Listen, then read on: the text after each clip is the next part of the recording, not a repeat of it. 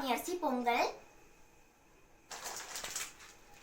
இந்த கருப்பு கவுனி அரிசி வச்சு தான் நீங்கள் ஒரு பொங்கல் பார்க்க போகிறோம். அதுக்கு தேவையான இன்க்ரீடியன்ட்ஸ் பார்க்கலாம்.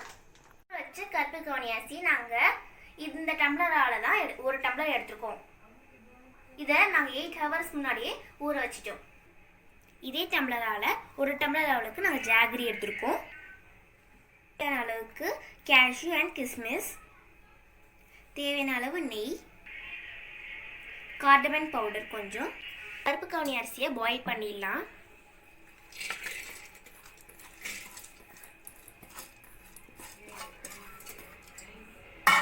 இப்போ நம்ம ஃபஸ்ட்டு ஜாகரி கருப்பு கவுனி அரிசி எடுத்த டம்ளர்லேயே 3 டம்ளர் அளவுக்கு தண்ணி சேர்த்துக்கலாம்.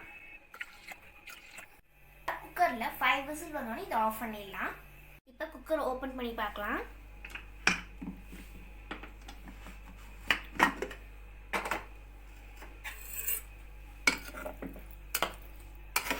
நல்லா குழன்னு வந்திருக்கு. ஜாகரியை ஒரு சாஸ் பேனில் வச்சுட்டு கொஞ்சம் தண்ணி ஆட் பண்ணிக்கிட்டு அது கரையிற வரைக்கும் இருக்கலாம்.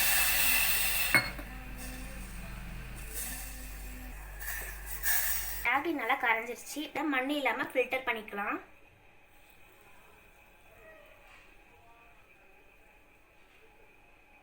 பாயில் பண்ண கருப்பு கவுனி அரிசியை ஆட் பண்ணிக்கலாம். ஜாகரியோட கருப்பு கவுனி அரிசியை மிக்ஸ் பண்ணிக்கலாம்.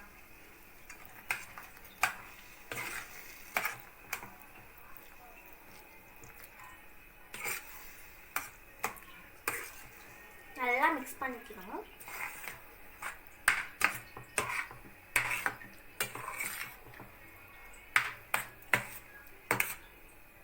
நல்லா மிக்ஸ் பண்ணோடனே இதை சிம்மில் வச்சுக்கோங்க. இப்போ ஒரு சின்ன கடாயில் 1 ஸ்பூன் அளவுக்கு கீ ஆட் பண்ணிக்கிட்டு கொஞ்சமாக கேஷ்யூவும் கிஸ்மிஸும் ஆட் பண்ணிக்கலாம்.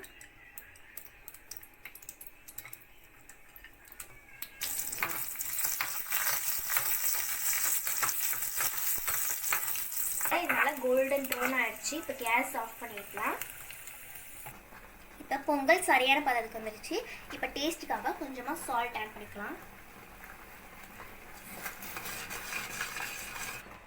இப்போ நம்ம ஃப்ரை பண்ணி வச்ச கிஸ்மிஸையும் கேஷ்யூவையும் ஆட் பண்ணிக்கலாம்.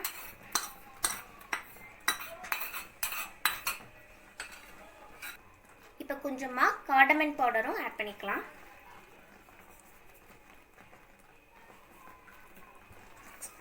நல்லா மிக்ஸ் பண்ணிக்கணும். செம்ம ஸ்மெல்லு, பார்க்கவே சூப்பராக இருக்கு. ஆஹா, என்ன ஒரு வாசனை.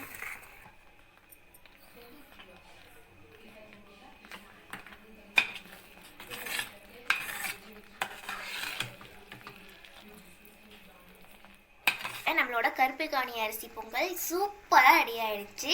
இப்போ நம்ம ஒரு பிளேட்டுக்கு மாற்றிட்டு டேஸ்ட் பண்ணி பார்க்கலாம். நம்மளோட சூப்பரான கருப்பு கவுனி அரிசி பொங்கல் சூப்பராக ரெடி ஆயிடுச்சு. இப்போ நான் சாப்பிட்டு பார்க்க போகிறேன். நம்ம டேஸ்ட் பண்ணி பார்க்கலாம். செம்ம சூப்பராக இருக்கு.